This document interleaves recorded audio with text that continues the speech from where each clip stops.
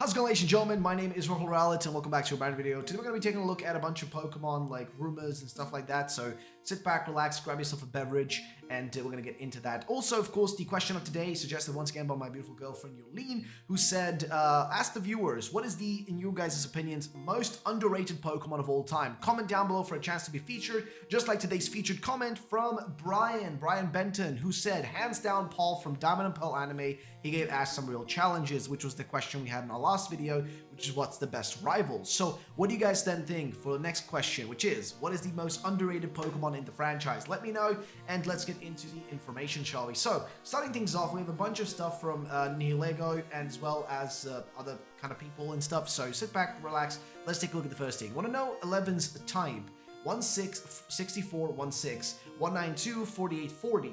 If anyone questions me running out of contents again, then I bet no real source is inclined to step out in this community in the future, because they take the risk of being extorted by insatiable selfishness, envy, and desire. And I'm guessing him and Eclipse are kind of having a little bit of battle here. I don't really care, to be honest. I just want to get Pokemon info and have a good time with y'all. That's all I really want to get out of this. Just it's like, as long as they riddle stuff to us and we have a good time, we get some Pokemon information, then who provides it shouldn't really matter, as long as we all can just have fun with it, right? So more or less, what is he hinting at though? Well, Steelix kind of tried to come to more or less a conclusion here, which is this one right here. Exactly the same colors used on Bulbapedia.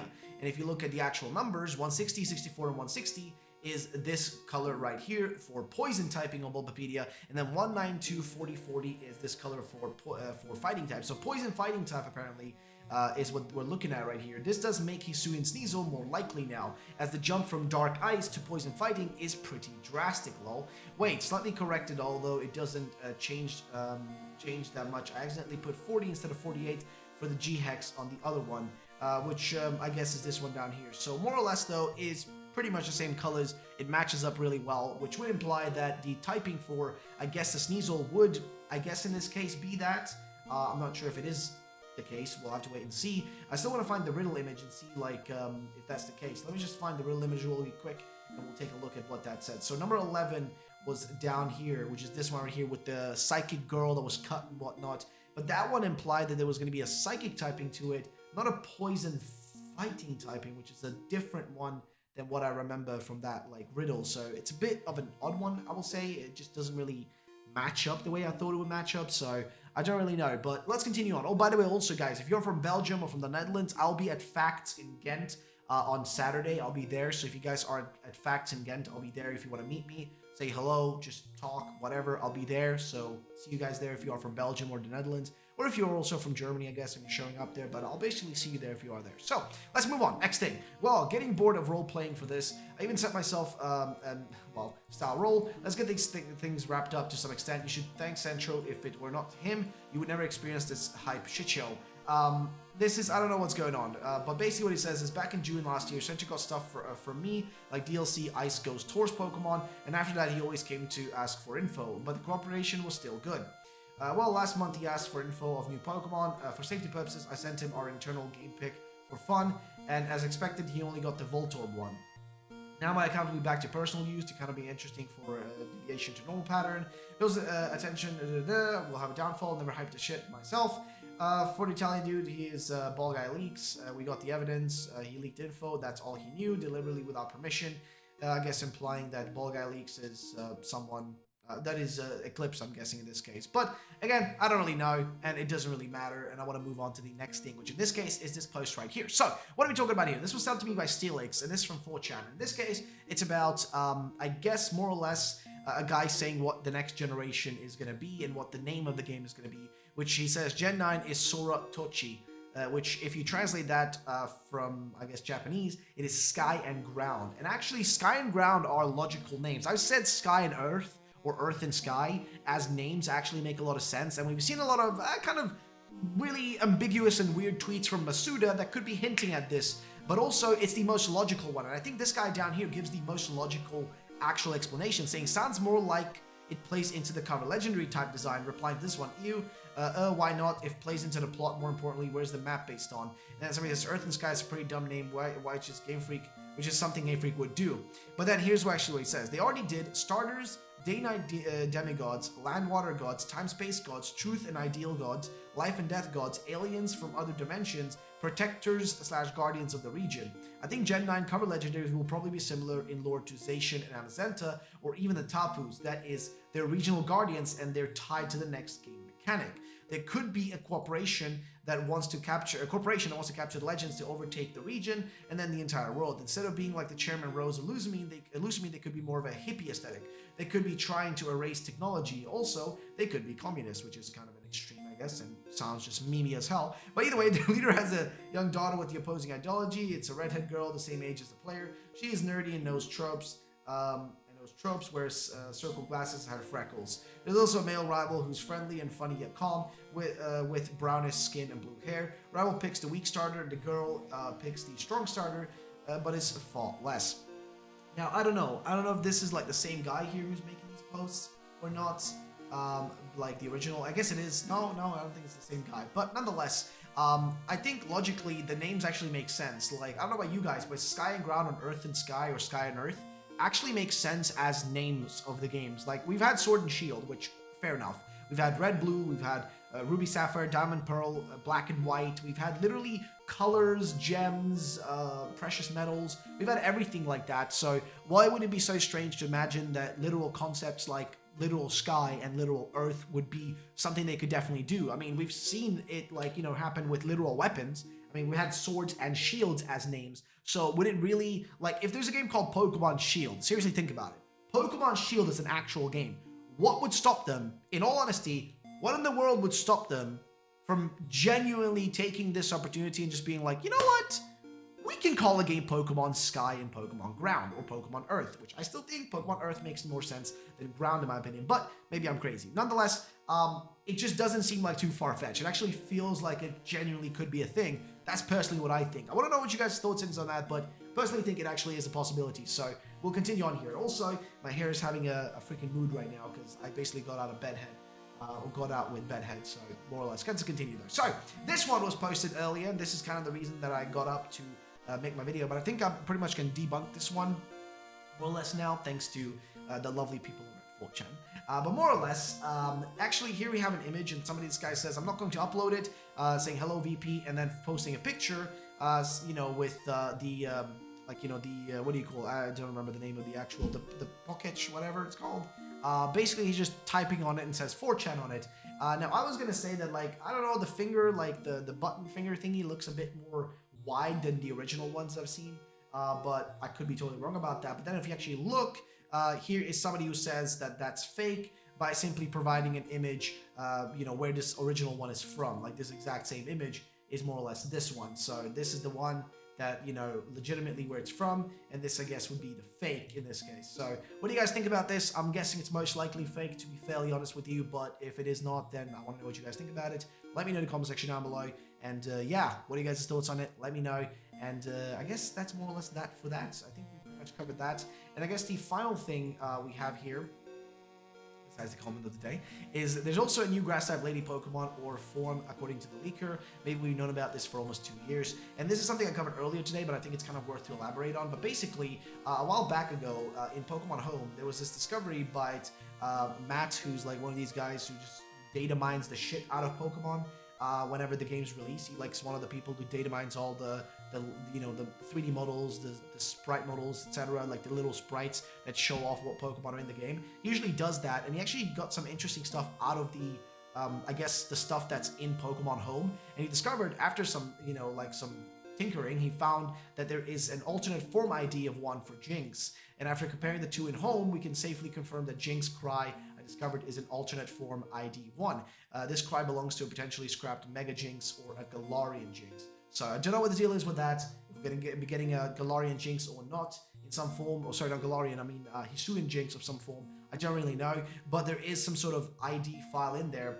And to those asking, it does not belong to Dynamax or Gigantamax Jynx. Those Pokemon are not alternate forms with their own unique identifiers. Example, Charizard, Charizard 1, Mega X, Charizard 2, Mega Y, Gigantamax Charizard is its own thing. So this could be some weird early indicator that they were testing out this in Pokemon Home, potentially for a Hisuian Jynx. Could be possibly, or could be nothing. because it was in there, but I don't know like what the deal is with it and if it's going to actually be used. So, is it going to be potentially a Jynx form? We don't really know. We'll just have to wait and see what happens into the future. And then finally, we have this massive thingy right here coming to us from Soul Silver Art, who put together a more or less big, like, kind of idea of what things might be happening here. So here's what he says. Bigger revelation, I think we got this all wrong, but got some research speculation from Reddit. Ku specifically said the kanji on this pic is the key. What kanji do you see in this pic? Not the name of the character, no, its signature move, no. We see manji, which mon is related to that symbol.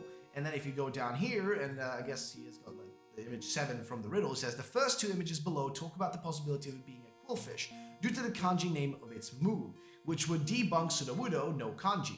The last image given to us by r/IC2EQ speak of a Pokemon that would possibly be based on good fortune, luck, and Buddhism. And then here's what it says. Another reason I think quillfish is because the Riddler said it was about kanji. Normally Japanese language is called gana. However, kanji is quite different abstraction. It's only referred to Chinese characters and words in Japanese language. Korean language also has very similar abstractions. We call it hanza, similar to French words in English language. It's more generalized and extensive one. It's like 40% of English language is made up of French words.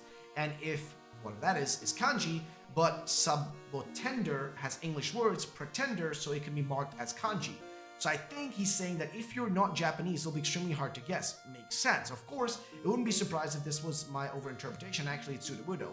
Always liked this concept of pretending to be a tree. Somehow, I mean, it's wiggling when interacting without Pale is one of the best adorable moments in the series. And then it continues on. Hisuian Quillfish and Quillfishibo, the pic is a Cactuar, a Japanese sabotender from the Final Fantasy series. Its main skill in FF is 1000 Needles, which in kanji is, translation, Harin Senbon. Quillfish's Japanese name is whatever that is, which translates to Harrison.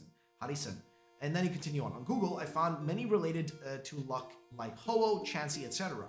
And you can go over to the forums here, which, but a few stand out to me. Good Fortune, Togepi, and Meowth lines. Buddhism, Medicham, and Hariyama lines. In this case, the former two make the most sense. Togepi due to the baby leak, and you've got like, what else? We got Meowth's coloration, its love of coins, and its charm indicates that Meowth is based on the Japanese Neko.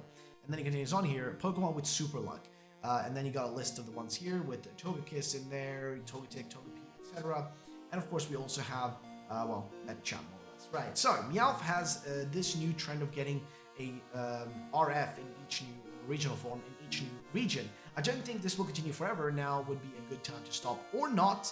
Could still be Quillfish form Evo, but I really doubt Sudowoodo. If it is, I think it would be that huge Evo mentioned above. Lastly, I found more meaning/uses for Manji, which may tie the second part of Ku's hint. Only Japanese will get it when revealed. Apparently, it's a slang word used in teenage pop culture meaning cool. I have no clue what Pokemon could be related to that, but it sounds right to me. And then if you look at right here, symbol's a temple, lucky mark, and cool, which is just a slang. And yeah, like, I think I talked about this previously as well. So, not a leak, but if you guys want to speculate about Image 7, which, in my opinion, I don't really know what to say. I mean, Image 7, I have been thinking about Sudowoodo for this one for the longest time, but what else it could mean, I don't really know. I mean, his breakdown, a Quillfish, I don't really know about that. The other connections don't really make sense, because we know that the baby Pokemon thing is probably something else, but I could be totally wrong about this. I don't know, but I want to know what you guys' thoughts is on this one in particular. Let me know in the comment section on that one. But Soul Silver Art is not done yet. He's got some other things to add in on some other subjects. He says, man, I want to get ahead on this before people start figuring this one out, because it's actually had a tweet planned for tomorrow about this. And then James Parrott here said, all I could think this means was RGB color codes, which lead to dark purple and red, so poison and fire, I suppose. Since there's 3 numbers, using Pokedex numbers didn't help. Then here's the tweet. Yo, this Sneasel Evo has to be huge, right? The player seems to be riding on its back. It seems it's bigger than us. Also, I think it's ground type, like it's yokai inspiration. No way it's another rock type. Ground and what else though? Apparently, it's either poison fire or poison fighting. The latter one makes more sense to me. Credit to DBTS. So this is more or less something that, like, we already talked about earlier, but yeah, it seems like a lot of people have noticed that it is the color codes more or less at this point that this is all relating to, which in this case, I'm more or less then wondering, like, what's the deal? Like, what are these, is it really, like, gonna be a poison fire type or poison fighting type, I guess, is more logical one? Like, really? I don't know, it just doesn't seem Is it just me, or does it seem a little out of the realm of possibility? Maybe I'm crazy, but that's not all though. Earlier today, I made a different video, which I would recommend for you guys to go and check out, which is should be in the top right corner or something, whatever. Just go check that video out. But I made a video, pretty long one, about this massive rumor. Now, I apparently missed a few things in that one that I didn't get sent to me, which is these posts right here, which I thought we'd take a look at right now. There's quite a few of them, so just sit back and let's take a look. So Mina's ancestor is a very old woman, and Ingo ancestor is a boy a bit older than the protagonist. Hisuian Voltorb and Electrode are grass type only, which is very strange. Arceus has a move that changes its type during the battle against the player. Starters have signature moves that can change type depending on the characterizations, strong or quick. The Decidueye signature move, strong version, is fighting type, the quick version is grass type instead, and so on. What Ingo specifically emit in his twin, true, but in the color scheme and name reference clearly relates to him. And then he continues on here. Ursaring type, are you sure about that? Ursaring type is normal, of course. There's a Hisuian Ursaring, and if you know the names, what are they? Or rather an Ursaring evolution. I did. It's not harder nor easier. It's just different. If you skip too much, or you can still easily find frustrating to keep going forward. The trainer can be defeated, even though the Pokemon team is still fine. And then he says, this one is not for me. Seems you don't want any more info, so I'll leave. I'll just politely answer the last things. Ursaring has no Hisuian forms, has an evolution though, which is normal fairy. Gastrodon is not getting an evolution. I didn't play BDSP, so I can't answer. PLA doesn't run really good though, apparently it's not going to run very good. Apparently it's going to be laggy, which it would be unfortunate if true. Well, we'll have to wait and see if that is the case though.